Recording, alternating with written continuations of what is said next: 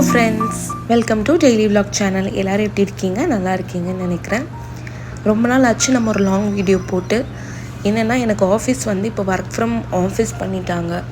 அதனால் டெய்லியுமே நான் ஆஃபீஸ் போயிட்டு வர மாதிரி தான் இருக்குது. ஸோ நைட்டு பார்த்திங்கன்னா 12 மணி ஆயிரும் வீட்டுக்கு வரதுக்குள்ளே. அதனால் எனக்கு அந்த லாங் வீடியோ ரெக்கார்டிங் டைம் இது எதுவுமே கிடைக்கல. ஸோ இன்றைக்கி வீக்கெண்டுங்கிறதுனால நான் ரெக்கார்டிங்லாம் முடிச்சுட்டு உங்களுக்கு வீடியோ போடுறேன். இப்போ பார்த்தீங்கன்னா இது 2 வீக்ஸ் முன்னாடி நான் சாய்பாபா கோயிலுக்கு போயிருந்தேன். அந்த அன்னைக்கு வீட்டிலே கம்பு கூழ் செஞ்சு எடுத்துகிட்டு போகிறதுக்காக கம்பு நல்லா கூழ் மாதிரி காய்ச்சிட்டு அதை உருண்டை பண்ணி ஃப்ரிட்ஜில் வச்சுட்டேன். அடுத்த நாள் தான் அதை யூஸ் பண்ணால் நல்லாயிருக்கும்.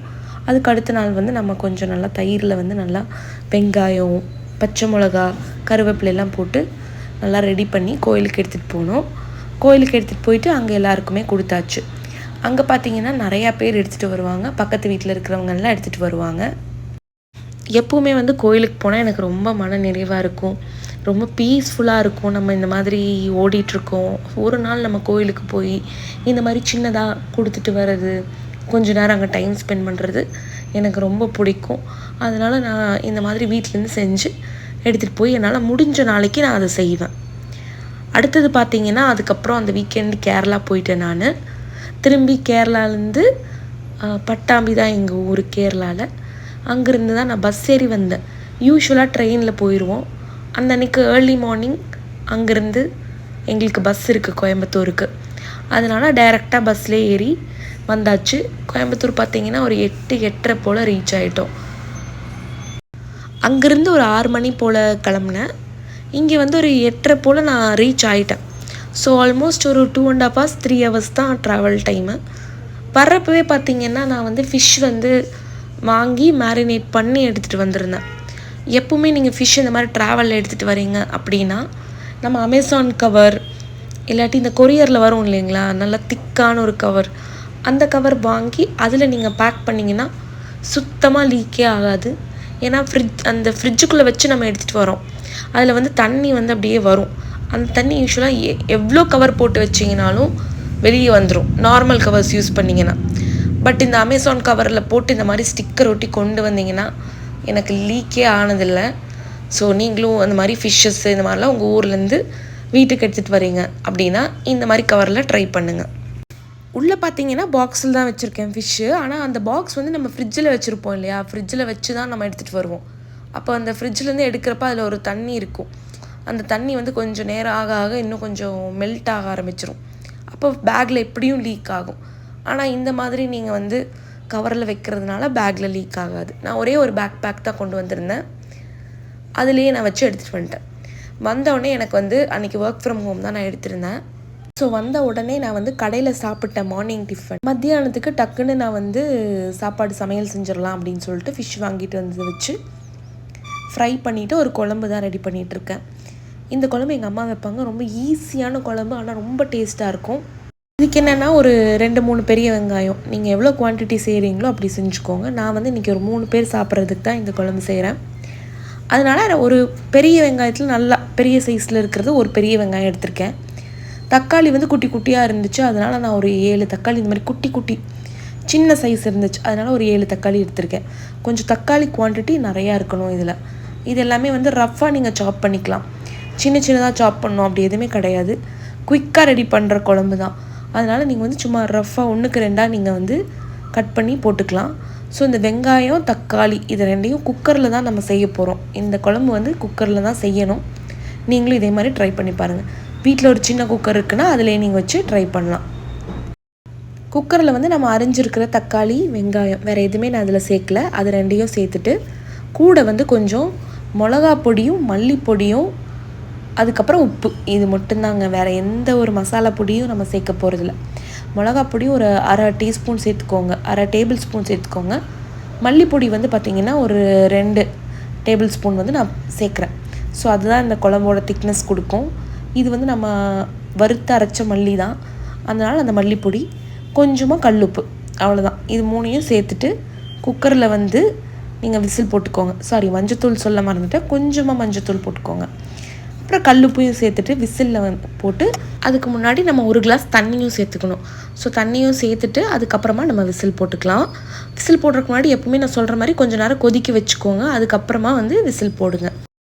ஒரு 2 to 3 விசில் கொடுத்ததுக்கப்புறம் நீங்கள் எடுத்து பார்த்தீங்கன்னா இந்த மாதிரி நல்லா குழம்பு வெந்திருக்கும், நல்லா ஒரு திக்னஸாக வந்திருக்கும். அதில் வந்து தேங்காய் எண்ணெயை ஊற்றிட்டு அந்த சூட்லேயே தேங்காய் எண்ணெயை ஊற்றிட்டு டக்குன்னு ஒரு பிளேட்டை போட்டு மூடி வச்சுருங்க. ஸோ குழம்பு எனக்கு ரெடி ஆகிடுச்சு. சாப்பாடு வந்து குக்கர்லேயும் வச்சுட்டேன். அடுத்தது பார்த்திங்கன்னா ஃபிஷ் ஃப்ரை தான். ஃபிஷ் நம்ம ஆல்ரெடி மேரினேட் பண்ணி வச்சுருக்கோம். அதை வந்து நம்ம ஃப்ரீஸில் இருந்துச்சு. இப்போ நான் ட்ராவலில் எடுத்துகிட்டு வந்தப்போ அது கரெக்டான கன்சிஸ்டன்சிக்கு வந்துருச்சு. இப்போ நம்ம டைரெக்டாக எடுத்து ஃப்ரை பண்ண வேண்டியது தான். இப்போ பார்த்திங்கன்னா பேனில் வந்து நான் தேங்காய் எண்ணெய் தான் ஊற்றிருக்கேன். தேங்காய் எண்ணெய் வந்து லைட்டாக சூடான உடனே நம்ம இந்த ஃபிஷ் வந்து ஃப்ரை பண்ணிக்கலாம். இன்றைக்கி நான் ஃபிஷ் பார்த்திங்கன்னா ஐல ஃபிஷ் தான். ஐல வந்து ஃபுல் ஃபிஷ் ஃப்ரை பண்ணால் தான் என்னோடய ஹஸ்பண்டுக்கு பிடிக்கும். ஃபஸ்ட்டெல்லாம் பார்த்திங்கன்னா வந்து சின்ன சின்ன பீஸாக வெட்டி நாங்கள் செய்வோம். ஆனால் அவர் வந்து இந்த மாதிரி ஃபுல் ஃபிஷ்ஷாக ட்ரை பண்ணுங்கள் அப்படி சொல்லிட்டு எங்களையும் சேர்த்து மாற்றிட்டார். இப்போ எங்களுக்கும் பார்த்திங்கன்னா இந்த மாதிரி தான் பிடிக்கும். எனக்குமே இப்படி தான் பிடிக்குது. இப்போது ஃபுல் ஃபிஷ்ஷாக சாப்பிட்றது வந்து ஒரு ஃபில்லிங்காகவும் இருக்குது, நல்லாவும் இருக்குது. அந்த சின்ன சின்னதாக கட் பண்ணி சாப்பிட்றத விட இந்த மாதிரி நல்லா இருக்குது. அந்த ஃபிஷ்ஷில் வந்து பார்த்திங்கன்னா லைன்ஸ் போடுறது வந்து நல்லா க்ளோஸாக அப்படியே பக்கத்துலேயே நீங்கள் லைன்ஸ் போட்டு அதுக்கப்புறம் மசாலா போடணும். மசாலாவுக்கு பார்த்திங்கன்னா மஞ்சப்பொடி, மிளகாப்பொடி, கொஞ்சமாக சோம்புத்தூள் இதெல்லாம் சேர்த்து தான் நான் மசாலா போட்டிருக்கேன். யூஷுவல் ஃபிஷ் மசாலா தான். என்னோடய இன்னொரு வீடியோவில் பார்த்தீங்கன்னா இருக்கும் என்னென்ன மசாலாஸ் போட்டு நம்ம மேரினேட் பண்ணியிருக்கோம் அப்படிங்கிறது இன்னொரு லாங் வீடியோவில் இருக்குது. ஸோ அதை தான் நம்ம மசாலா போட்டிருக்கோம். இப்போ மேரினேஷன் வந்து பார்த்திங்கன்னா ஒரு நைட்லேருந்து காலையில் வரைக்கும் நல்லா மேரினேட் ஆகிருக்கு. அதனால இந்த ஃபிஷ் ரொம்ப டேஸ்ட்டாக இருக்கும். உள்ளுக்குள்ளே எல்லாமே அந்த மசாலா வந்து ஃபுல்லாக இறங்கியிருக்கும். அதனால சூப்பர் டேஸ்ட்டாக இருக்கும். எப்போவுமே வந்து ஃபஸ்ட்டு ஃப்ரை பண்ணுறப்போ ஃபுல் ஃப்ளேம்லேயே வச்சுக்கோங்க. அதுக்கப்புறம் ஒரு சைட் திருப்பி போட்டதுக்கப்புறம் பார்த்திங்கன்னா சிம்மில் வச்சுட்டு ஒரு 10 minutes பொறுமையாக குக் பண்ணிங்கன்னா நம்மளுக்கு வந்து ஃபிஷ் சூப்பராக குக் ஆகிரும். அந்த மசாலாஸ் எல்லாமே உள்ளே இறங்கிரும். இப்போ பார்த்திங்கன்னா நான் வந்து ஒரு சைட் திருப்புறதுக்கு முன்னாடி ஃபுல் ஃப்ளேமில் தான் வச்சுருந்தேன் அடுப்பை. இப்போ திருப்பி போட்டதுக்கப்புறமா நான் கொஞ்சம் சிம்மில் வச்சுட்டு பொறுமையாக ஒரு 10 minutes நான் குக் பண்ண போகிறேன். இப்போ பார்த்திங்கன்னா ஃபிஷ் நல்லா ஃப்ரை ஆகி சூப்பராக இருக்குது. இப்போ நம்ம வந்து கேஸ் ஆஃப் பண்ணலாம். இன்னும் கொஞ்சம் கூட ஃப்ரை பண்ணிட்டேன் நான் நல்லா. ஏன்னா நல்லா ரோஸ்ட் மாதிரி இருந்தால் தான் நல்லாயிருக்கும். அப்போ தான் உள்ளேயும் வந்து நல்லா டேஸ்ட்டாக இருக்கும். அதனால் பார்த்திங்கன்னா ஃப்ரை பண்ணி அந்த அன்றைக்கி லஞ்சு சாப்பிட்டாச்சு. அதுக்கப்புறம் பார்த்திங்கன்னா அந்த வீக்கெண்ட் வந்து இங்கே கொடிஷியாவில் ஒரு எக்ஸிபிஷன் போட்டிருந்தான். ரொம்ப சூப்பராக இருந்துச்சு அந்த எக்ஸிபிஷன். எனக்கு ரொம்ப பிடிச்சிருந்துச்சி. ஃபிஷ்ஷஸ் எல்லாம் வந்து நிறைய வெரைட்டிஸ் ஆஃப் ஃபிஷ்ஷஸ் வந்து இருந்துச்சு அந்த அக்வேரியத்தில். ஒரு சீக்குள்ளேயே நடந்து போகிற மாதிரி இருந்துச்சு. அது போக பார்த்திங்கன்னா பட்டர்ஃப்ளை பார்க்குன்னு சொல்லிட்டு நிறையா பட்டர்ஃப்ளைஸ் எல்லாம் அழகாக தெர்மோகாலில் வச்சு பண்ணியிருந்தாங்க. ஸோ கண்டிப்பாக நம்ம கொடுத்துருக்க அமௌண்ட்டுக்கு 150 rupeesன்னு நினைக்கிறேன் டிக்கெட் காஸ்ட்டு. அதுக்கு வர்த்தான ஒரு எக்ஸிபிஷனாக இருந்துச்சு. நிறையா டிஃப்ரெண்ட்டாக பார்க்குற மாதிரி இருந்துச்சு உள்ளே போன உடனே. ஸோ இந்த பட்டர்ஃப்ளை பார்க்கு அதுலேயும் வந்து ஃப்ளவர்ஸ் அழகழகாக ஃப்ளவர்ஸ் செஞ்சு வச்சுருந்தாங்க. ஸோ அதை பார்க்குறப்ப எல்லாருமே வந்து அங்கே நின்று ஃபோட்டோஸ் எடுத்துகிட்டு இருந்தாங்க. அதுக்கப்புறம் வந்து ஒரு ரொபோட்டிக் டாக் மாதிரி அது வந்து நம்ம பக்கத்தில் வந்து வர்றப்போ அதையும் வந்து எல்லோரும் என்ஜாய் பண்ணி கொஞ்சம் நல்லா இருந்துச்சு. அதை பார்க்குறதுக்கே ரொம்ப நல்லா இருந்துச்சு. திடீர்னு அதோட சார்ஜ் போயிடுச்சு. அதுக்கப்புறம் அது வந்து அவங்களே வந்து உடனே சார்ஜ் வந்து பேட்ரி எடுத்து வேறு புது பேட்ரி போட்டாங்க. இதெல்லாம் முடிச்சுட்டு நெக்ஸ்ட்டு ஸ்டேஜ் தான் பார்த்திங்கன்னா அடுத்தது தான் நம்ம வந்து அந்த ஃபிஷ்ஷஸ் எல்லாம் இருக்கிற இடத்துக்கு போவோம். அங்கே வந்து ஒரு மெர்மைடு வந்து இந்த மாதிரி டான்ஸ் பண்ணிட்டு வாட்டருக்குள்ளேயே. நான் என்ன யோசிச்சேன்னா அவங்களும் ஒரு ஹியூமன் எப்படி அந்த தண்ணிக்குள்ளேயே இருக்காங்க. ஸோ எவ்வளோ விதமான ஜாப்ஸ் இந்த உலகத்தில் இருக்குது. இதுவும் அவங்க ஒரு ஜாபாக தானே பண்ணுறாங்க. அவங்களோட பாடியவே சாக்ரிஃபைஸ் பண்ணி பண்ணுறாங்களே. எவ்வளோ நேரம் தண்ணியில் இருக்காங்க. அதனால் அவங்களுக்கு ஏதாவது ஸ்கின்ல எப்படி இருக்கும், இஷ்யூஸ் ஏதாவது இருக்குமா, அந்த மாதிரியெல்லாம் யோசிச்சுட்டு இருந்தேன். அதுக்கப்புறம் அவங்க ரொம்ப இன்ட்ராக்ட் பண்ணிகிட்டு இருந்தாங்க ஆடியன்ஸோட. அங்கே இருக்கிற குழந்தைகளோடையெல்லாம் அழகாக இன்ட்ராக்ட் பண்ணிவிட்டு அவங்க கிஸ்ஸஸ் எல்லாம் அப்படி கொடுத்துட்டு இருந்தாங்க. அப்போ பார்த்திங்கன்னா அழகாக பபிள்ஸ் எல்லாம் வந்துட்டு இருந்துச்சு. ரொம்ப டிஃப்ரெண்ட்டாக இருந்துச்சு. நான் வந்து நேரில் பார்த்ததில்லை.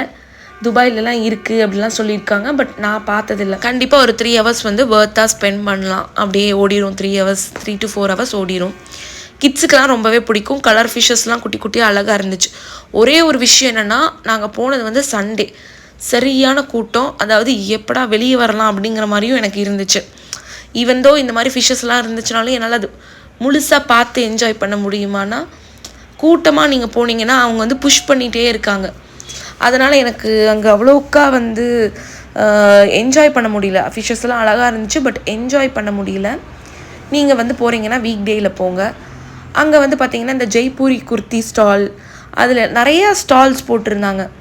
ஆனால் அந்த ஸ்டால்ஸ்லேயுமே நின்று பொறுமையாக எதுவுமே ஷாப்பிங் பண்ண முடியல. ரொம்ப கூட்டமாக இருந்துச்சு. அதாவது லைனில் ஒரு பக்கம் போகிறாங்க, நம்மளை இடிச்சிட்டே போகிறாங்க, ஒரு பக்கம் நம்ம ஓரமாக நின்று வாங்குற மாதிரி, அந்த மாதிரி இருந்துச்சு. ஸோ கொஞ்சம் ஷாப்பிங் பண்ணுற ஏரியாவும் பெருசு பண்ணியிருக்கலாம் அப்படின்னு தோணுச்சு. மற்றபடி நான் இந்த குர்த்தி ஷாப்பில் எனக்கு இது ரொம்ப பிடிச்சிச்சு. இந்த ஷாப்பு ரொம்ப சாஃப்டாக இருந்துச்சு. ஃபேப்ரிக்கு எல்லாமே hand black print, Kalamkari, Jaipuri prints, அந்த மாதிரி ஏகப்பட்டது, பத்திக் பிரிண்ட்ஸு, அந்த மாதிரி ஏகப்பட்ட பிரிண்டட் குர்த்திஸ் வச்சுருந்தாங்க. எனக்கு இது ரொம்ப பிடிக்கும். ஹேண்ட் பிளாக் பிரிண்ட்ஸ் வந்து எனக்கு பர்சனலி எனக்கு ரொம்ப பிடிக்கும். ஸோ எனக்கு ஆஃபீஸ் வேறு ஓப்பன் ஆகிடுச்சு இல்லைங்களா. இண்டிகோ கலர்ஸில் நிறையா இருந்துச்சு. எனக்கு இண்டிகோ, நான் ஒரு இண்டிகோ லவர்னே சொல்லலாம். இண்டிகோ கலர் குர்த்திஸ் ரொம்ப நிறையா கலெக்ஷன்ஸ் இருந்துச்சு. அதுக்கப்புறம் நான் அதுலேருந்து ஒரு 2 குர்த்தி வாங்கியிருந்தேன் ஆஃபீஸ் வேருக்காக. அங்கேருந்து வெளியே வந்ததுக்கப்புறம் பார்த்தீங்கன்னா மூன் வாக் அப்படின்னு சொல்லிட்டு ஒரு டென்ட் மாதிரி இருக்குது. உள்ளே வந்து பார்த்தீங்கன்னா ரொம்ப அழகாக இருந்துச்சு. ஒரு 7 minutes ஷோ. அது எனக்கு ரொம்ப என்ஜாய் பண்ணோம். நானும் என் ஹஸ்பண்டும் ரொம்ப என்ஜாய் பண்ணோம். அப்புறம் அதுலேருந்தெல்லாம் வெளியே வந்ததுக்கப்புறம் பார்த்தீங்கன்னா இன்னும் வெளியே வந்து கொஞ்சம் ஓப்பனாக ஸ்டால்ஸ் போட்டிருந்தாங்க. அங்கே நல்லா இருந்துச்சு. இயரிங்ஸு, அப்புறம் வந்து நிறைய டிஃப்ரெண்ட் ஸ்டால்ஸ் நிறையா போட்டிருந்தாங்க. அதெல்லாம் கொஞ்சம் பார்த்துட்டு சாப்பிட்றதுக்கும் நிறைய ஸ்நாக்ஸ் இருந்துச்சு. எல்லாம் பார்த்துட்டு வீட்டுக்கு கிளம்பியாச்சு. இந்த vlog பிடிச்சிருந்துச்சுன்னா லைக் அண்ட் சப்ஸ்கிரைப் பண்ணுங்கள்.